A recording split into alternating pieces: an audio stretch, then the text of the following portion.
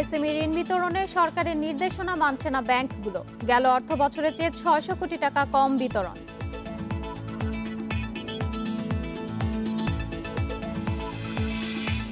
ভারতের প্রধানমন্ত্রী নরেন্দ্র মোদী আসছেন কাল। সই হতে পারে ৫টি সমঝোতা স্মারক, উদ্বোধন হবে ৪ প্রকল্প।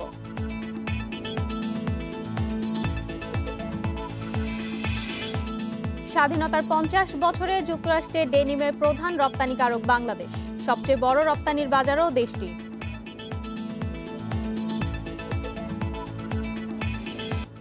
আমন্ত্রণ অর্থনীতি সারাদিনের সাথে আছে আমি শাশুমা। শুনছিলেন শিরোনাম, জানাবো বিস্তারিত সংবাদ।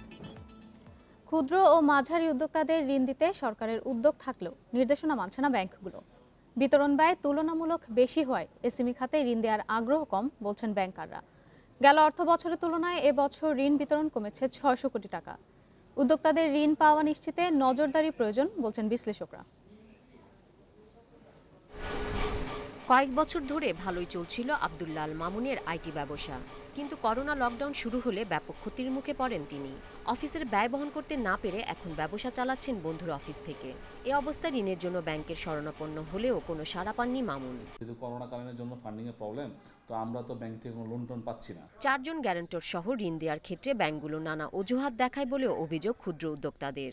লোনের ক্ষেত্রে দেখা যায় জমি থাকতে হবে, মর্গেজ রাখতে হবে, এটা করতে হবে, সেটা করতে হবে। এগুলোই যদি সে করতে পারে তাহলে সে কেন উদ্যোক্তা হবে? এদিকে বাংলাদেশ ব্যাংকের তথ্য মতে চলতি অর্থবছরের সেপ্টেম্বর পর্যন্ত এসএমই খাতে ব্যাংকগুলো ঋণ দিয়েছে ৩৮,৬৮৯ কোটি টাকা, যা তার আগের অর্থবছরের চেয়ে ১.৫% কম। ব্যাংকাররা বলছেন ক্ষুদ্র ও মাঝারি উদ্যোক্তাদের ঋণ দেয়া ও ফেরতের প্রক্রিয়া ব্যাংকের জন্য বেশ ব্যয়বহুল। আস্থার অভাবেও অনেক ব্যাংক ক্ষুদ্র উদ্যোক্তাদের ঋণ দিতে আগ্রহী না। ১০০ কোটি টাকার যদি এসএমই একটা পোর্টফোলিও ম্যানেজ করতে হয়, এভারেজ যদি ১০ লক্ষ টাকার লোন হয়, তাহলে আপনি ইউ ক্যান ইম্যাজিন প্রায় এখানে ১০,০০০-এর উপরে লোন দিতে হবে। এবং এই ১০,০০০ লোন ম্যানেজ করতে গেলে প্রায় ৫০০-৬০০ লোক লাগে। করোনা সংকটে ক্ষুদ্র ও মাঝারি উদ্যোক্তাদের ঘুরে দাঁড়াতে অর্থের যোগান সবচেয়ে বড় চ্যালেঞ্জ। গ্যারান্টরের ক্ষেত্রে তারা একজন হলেই হয়, সেখানে দেখা যাচ্ছে তাদের কাছে বাড়তি গ্যারান্টর চাওয়া হচ্ছে, ট্রাস্ট করা হচ্ছে না, এবং এই সব কিছুই কিন্তু ডিসকারেজ করছে। কিন্তু এটার যে ব্যাপক হওয়া দরকার, এটা হতো তখনই যদি আমরা শুধু ব্যাংক না, আমি মনে করি অন্যান্য আরও কিছু সংস্থার মাধ্যমেও অতি ক্ষুদ্র ঋণটা ডিসবার্স করা হয়। দেশের প্রায় ৭৮ লাখ অতি ক্ষুদ্র ও মাঝারি প্রতিষ্ঠানের ওপর নির্ভরশীল ২.৫ কোটিরও বেশি মানুষ। তাই বড় প্রতিষ্ঠানের পাশাপাশি এসব উদ্যোক্তাদের জন্য ব্যবসা সুবিধা ও ঋণ নিশ্চিতে সরকারকে গুরুত্ব দিতে হবে বলছেন বিশ্লেষকরা। Irin Khatun, independent news, Dhaka. দুদিনের সফরে শুক্রবার ঢাকায় আসছেন ভারতের প্রধানমন্ত্রী নরেন্দ্র মোদী। যোগ দেবেন বঙ্গবন্ধুর জন্মশতবার্ষিকী ও স্বাধীনতার সুবর্ণ জয়ন্তীর অনুষ্ঠানে। যাবেন জাতীয় স্মৃতিসৌধ ও টুঙ্গিপাড়ার জাতির জনকের সমাধিতে শ্রদ্ধা জানাতে। ভারতের প্রধানমন্ত্রীর এই সফরে সই হতে পারে ৫টি সমঝোতা স্মারক, উদ্বোধন হবে ৪টি প্রকল্পের।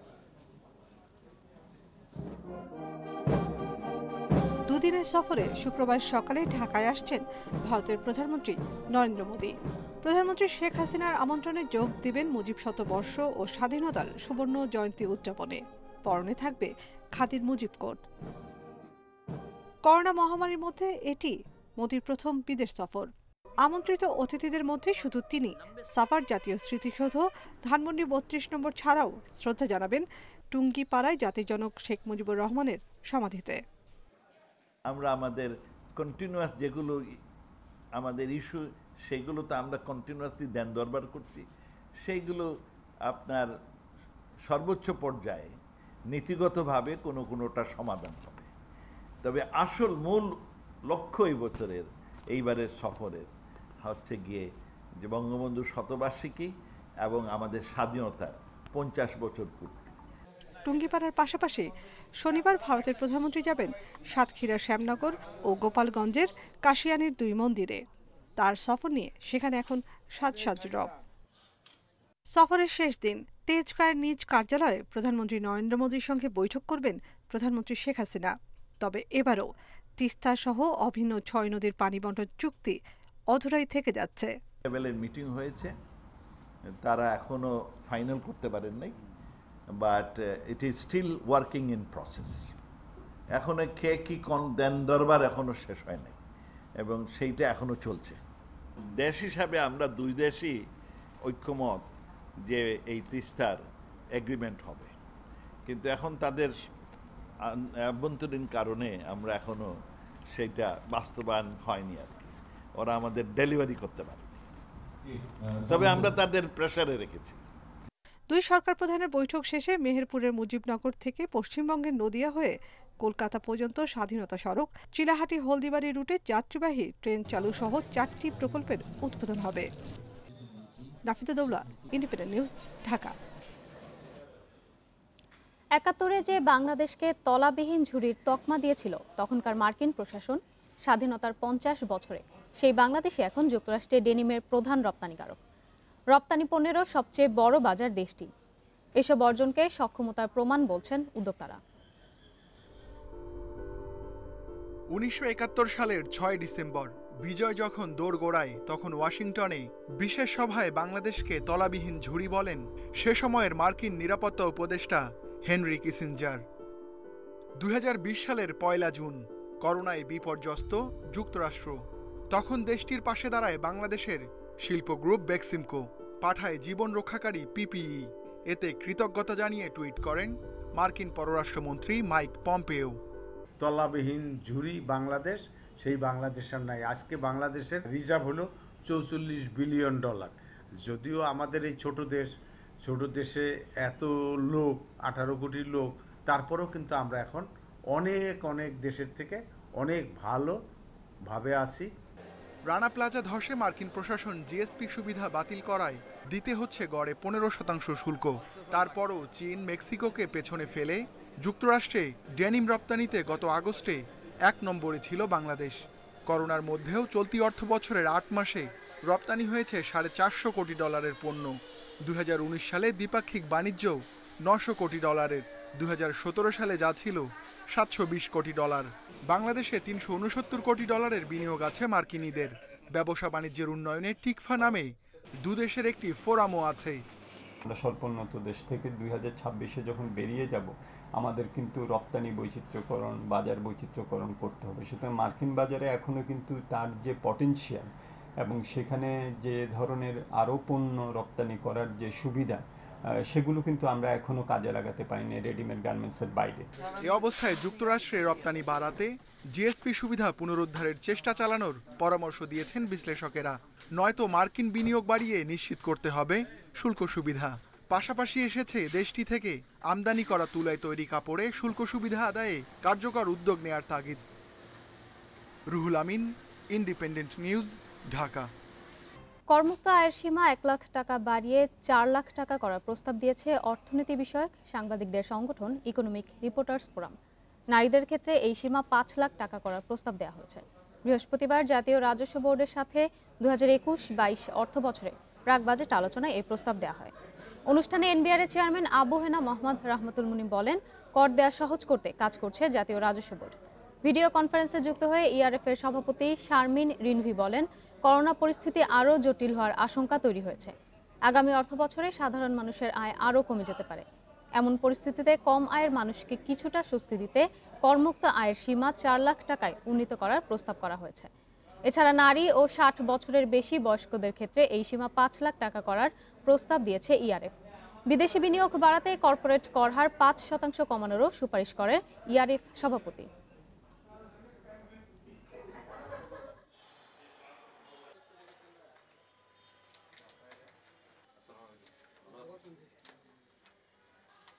কাস্টম সেবা যেটি, সেটা আরো সহজ এবং আনুষঙ্গিক যেসব সেবা রয়েছে সেগুলো সহজ করে নিশ্চয়ই আপনার ট্রেড ফ্যাসিলিটেশন বাড়ানোর বিষয়ে মনোযোগী হবেন। করদাতাদের সুবিধার্থে কর সেবা সহজীকরণের প্রস্তাব করছি। করমুক্ত আয়ের সীমা আছে 3 লাখ, সেটাকে আপনি যদি বাড়িয়ে 4 লাখে করেন সেটা মনে হয় ভালো হবে। এছাড়া যে নারী এবং 60 বছরের ঊর্ধ্বে এবং প্রতিবন্ধীদের জন্য সেটা যদি 5 লাখ করা যায় বর্তমান সময় থেকে বিবেচনায়, তাহলে আমার মনে হয় এটা ভালো হবে। কর দেওয়ার বিষয়টাকে যেন করদাতার কাছে আরো বেশি সহজ করার মাধ্যমে কর নেট ভিত্তিক সেই প্রচেষ্টা আমরা বিভিন্নভাবে নিচ্ছি। ফলাফল হয়তো আমরা সামনের ফিনান্সিয়াল ইয়ারে আপনারা দেখতে পাবেন যে কর বিভাগে একটি পরিবর্তন। অতালিকাভুক্ত company securities, private placement bond, সুকুক এবং ওপেন অ্যান্ড মিউচুয়াল ফান্ড লেনদেনের জন্য অল্টারনেটিভ ট্রেডিং বোর্ড এটিবি তৈরি করেছে ঢাকা স্টক এক্সচেঞ্জ। ইতিমধ্যে কারিগরি প্রস্তুতি সম্পন্ন হয়েছে। সংবাদ বিজ্ঞপ্তিতে এ তথ্য জানিয়েছে ডিএসসি। বিজ্ঞপ্তিতে জানানো হয়, প্রাইভেট প্লেসমেন্টের মাধ্যমে ইস্যুকৃত বন্ড এবং সুকুক এটিবিতে যোগ্য সিকিউরিটিজ হিসেবে বিবেচিত হবে। এরই মধ্যে বিএসইসি 14টি বন্ডকে এই বোর্ডে তালিকাভুক্তির অনুমোদন দিয়েছে। এটিবি স্বয়ংক্রিয় লেনদেন ব্যবস্থা, যেখানে সব ধরনের বিনিয়োগকারী অংশগ্রহণ করতে পারবে। লেনদেন নিষ্পত্তির প্রক্রিয়াটি ডিএসসির বর্তমান লেনদেন ব্যবস্থার অনুরূপ হবে। এটিবির পাশাপাশি এসএমই প্ল্যাটফর্ম চালুর সব কারিগরি প্রস্তুতিও সম্পন্ন হয়েছে।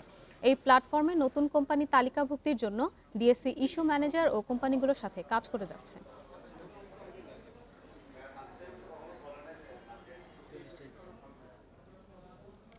করোনা পরিস্থিতির কারণে ঋণের কিস্তি পরিশোধের মেয়াদ বাড়িয়েছে বাংলাদেশ ব্যাংক। বকেয়া ঋণ পরিশোধের সময়সীমা চলতি বছরের মার্চ থেকে 2022 সালের ডিসেম্বর পর্যন্ত বাড়ানো হয়েছে। এ নিয়ে বুধবার প্রজ্ঞাপন জারি করেছে বাংলাদেশ ব্যাংক। এতে বলা হয়, বকেয়া ঋণ 2022 সালের ডিসেম্বর পর্যন্ত 8টি সমান ত্রৈমাসিক কিস্তিতে পরিশোধ করা যাবে। এছাড়া চলমান ঋণের বকেয়া কিস্তি পরিশোধের সময় দেয়া হচ্ছে 2022 সালের জুন পর্যন্ত। করোনার প্রভাব মোকাবেলায় এবং ব্যাংকিং কার্যক্রম গতিশীল রাখার লক্ষ্যেই চলমান ও বকেয়া ঋণ পরিশোধের জন্য এই নির্দেশনা জারি করা হয়েছে বলে প্রজ্ঞাপনে বলা হয়।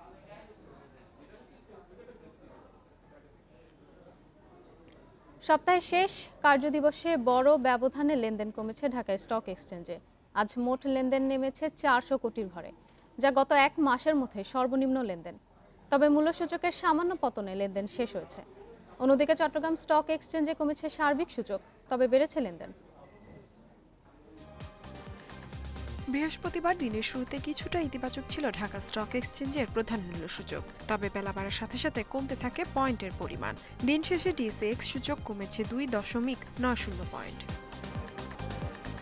সূচকের সঙ্গে কমেছে লেনদেনের পরিমাণও। আগের দিনের চেয়ে 92 কোটি 16 লাখ টাকা কমে আজ লেনদেন হয়েছে 488 কোটি 23 লাখ টাকা। এর আগে 22 ফেব্রুয়ারি ডিএসইতে 467 কোটি 8 লাখ টাকা শেয়ার লেনদেন হয়েছিল। হাত বদলে অংশ নেওয়া 342টি কোম্পানির মধ্যে আজ দর বেড়েছে 129টির, কমেছে মাত্র 81টির এবং দর অপরিবর্তিত রয়েছে 132টি প্রতিষ্ঠানের শেয়ারের দর।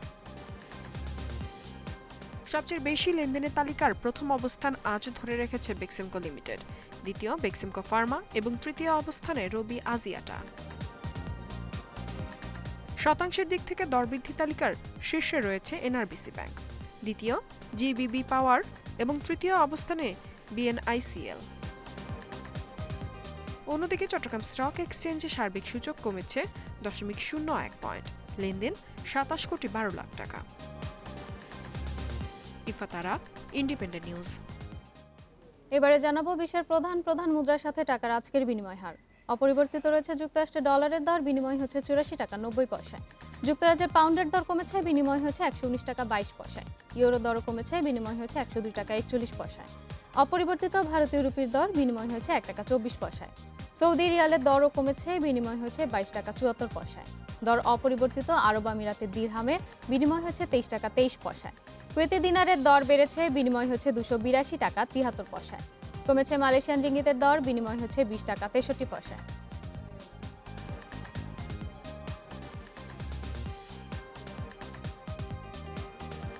সংবাদ শেষ করার আগে শিরোনামগুলো জানাবো আরও একবার।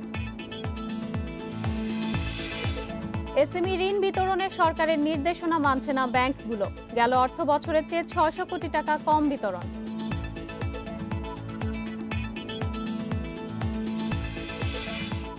ভারতের প্রধানমন্ত্রী নরেন্দ্র মোদী আসছেন কাল, সই হতে পারে 5টি সমঝোতা স্মারক, উদ্বোধন হবে 4টি প্রকল্প।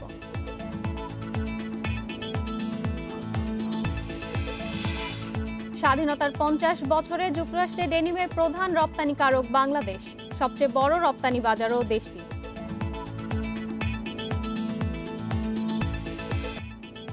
এ ছিল আজকের অর্থনীতি সারাদিন। ইন্ডিপেন্ডেন্ট টেলিভিশনের সব খবর আরও জানতে চোখ রাখুন ফেসবুক, ইউটিউব এবং টুইটারে। আমন্ত্রণ আমাদের পরের আয়োজনে।